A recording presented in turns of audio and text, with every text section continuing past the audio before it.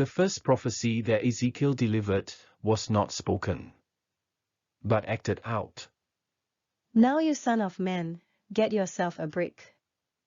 Place it before you and inscribe a city on it. Jerusalem. Then lay siege against it, build a siege wall.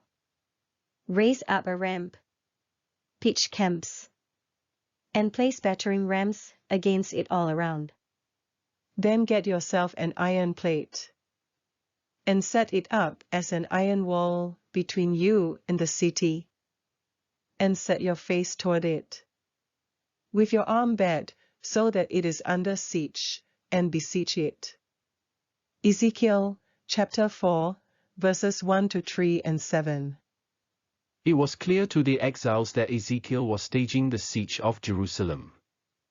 Laying on his left side, presumably with his face looking north, Ezekiel was to be assigned a symbolic object lesson to Israel, the northern kingdom.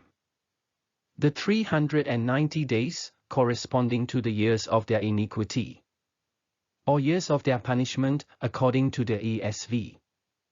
Ezekiel did not lie down for 24 hours a day for 390 days, but probably a few hours each day.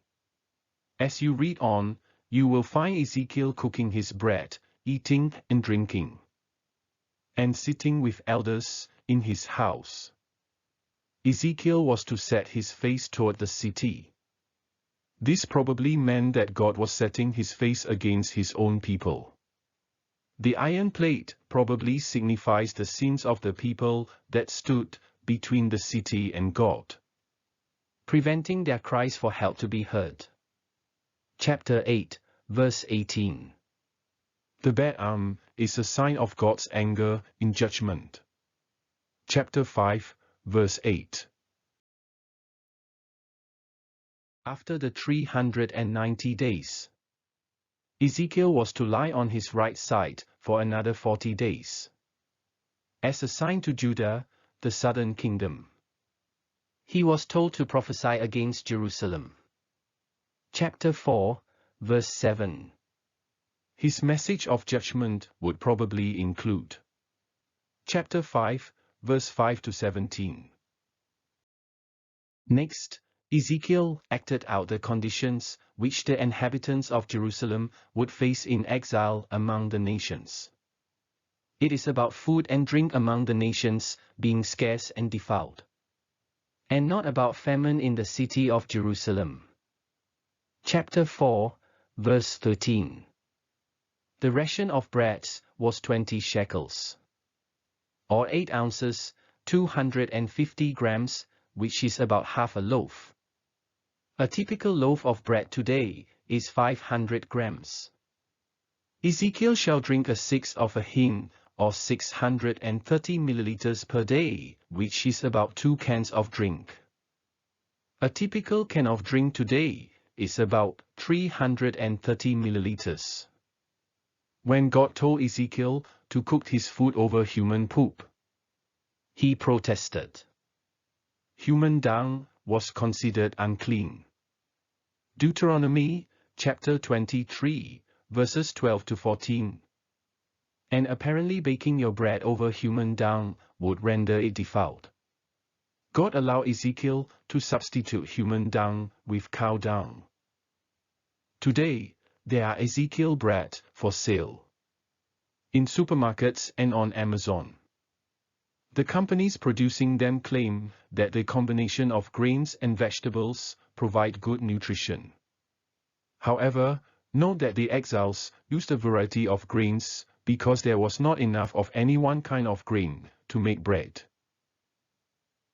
When I was teaching this course in my church, I considered buying a loaf of Ezekiel bread for the participants to try. But I changed my mind when I realized that it could not be the genuine article, because it is unlikely to have been baked over cow dung.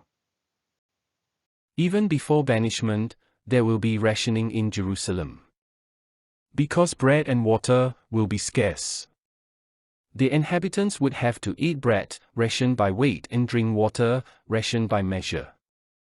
They worry, not knowing when their next meal would come. They are horrified as they see each other wasting away in their starvation because of their sins. God told Ezekiel to shave his hair and beard. This act would stun the people, because shaving of heads is a sign of mourning. Chapter 7, verse 18. Moreover, priests are not to shave their heads nor beards. Leviticus 21, verse 5, to do so would be a sign of humiliation. Ezekiel was commanded to weigh his hair and divide it into 3 parts. He was to burn 1/3 in the center of the brick, strike another 1/3 with the sword, and scatter the last 1/3 to the wind. Chapter 5, verse 2. What do they mean? He took a small portion from the last 1/3 and hid it in the hem of his garment. Verse 3. What does this represent? Yet another small portion he was to throw into the fire. As mentioned, the shaving of one's hair and beard is a sign of mourning and humiliation. The meanings of the thirds are given in chapter 5, verse 12. The binding of some hair to the edges of Ezekiel's robe signifies that a small remnant will be spared. The judgment on Jerusalem would spread to the whole nation. In his staging of the siege of Jerusalem, Ezekiel was told to prophesy against the city. Chapter 4, verse 7. His message of judgment would probably include chapter 5, verse 5 to 17. Jerusalem had been placed at the center of the nations to be an example to them. They were to show by their lives that there is none like the Lord among the gods of the nations. But she had rebelled against the Lord and rejected his laws. It is unimaginable that Israel was more wicked than the nations. Unparalleled sin demands unparalleled judgment. A judgment so devastating that God will never do again. Since Jerusalem would not fulfill her purpose to be an example to the nations through her obedience, then the Lord would make her an example through disobedience. Her judgment would be a warning and an object of horror to the nations.